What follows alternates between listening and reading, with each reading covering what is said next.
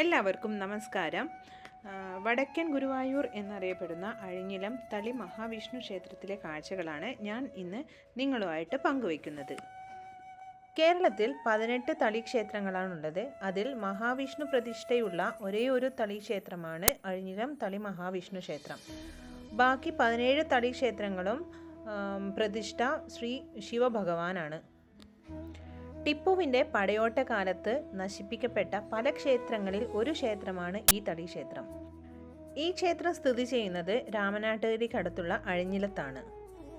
ഒരുപാട് വ്യക്തികളുടെ കൂട്ടായ പ്രവർത്തനമാണ് ഇന്ന് നമ്മൾ ഈ കാണുന്ന ഈ മഹാവിഷ്ണു ക്ഷേത്രം.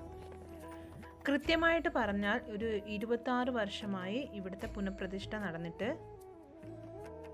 മകരമാസത്തിലെ ചോതിനാളിലാണ് ഇവിടുത്തെ ഉത്സവത്തിൻ്റെ കൊടിയേറ്റം.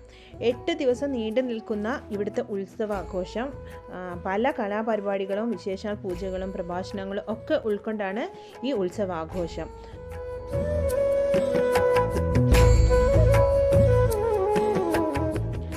ഈ ക്ഷേത്രത്തെ പറ്റി കുറച്ച് കാര്യങ്ങളൊക്കെ ചെറിയമ്മയും ധനുവേട്ടനൊക്കെ പറഞ്ഞിട്ട് എനിക്കറിയാം.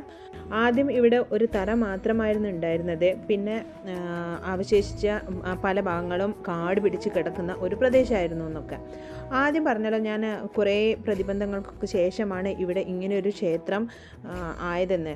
അപ്പോൾ ക്ഷേത്രത്തിൻ്റെ പുനർനിർമ്മാണം ഒക്കെ കഴിഞ്ഞ് പുനഃപ്രതിഷ്ഠ തീരുമാനിച്ച ദിവസത്തിൻ്റെ തലേ ദിവസം ക്ഷേത്രത്തിൻ്റെ കിണറ്റിൽ നിന്നും പഴയ വിഗ്രഹം കിട്ടിയെന്നും പിന്നെ ആ വിഗ്രഹം കടലിൽ ഒഴുക്കിയെന്നൊക്കെ ചെറിയമ്മ പറഞ്ഞ് തന്നിട്ടുള്ള അറിവാണ്.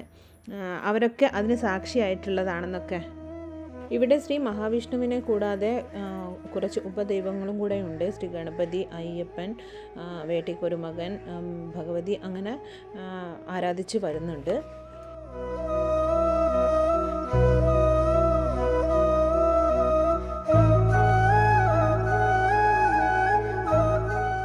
ഇവിടെ നമ്മൾ തൊഴുത് കഴിഞ്ഞിട്ട് രാവിലെ നമുക്ക് ഭക്ഷണം കൂടെ ഉണ്ട്. ഇന്ന് ഇവിടെ ഉള്ളത് പുട്ടും ചെറുപയർ കറിയും പിന്നെ ചായയും കൂടെയാണ്. അപ്പം ഞങ്ങൾ അതൊക്കെ വാങ്ങി കഴിച്ചു.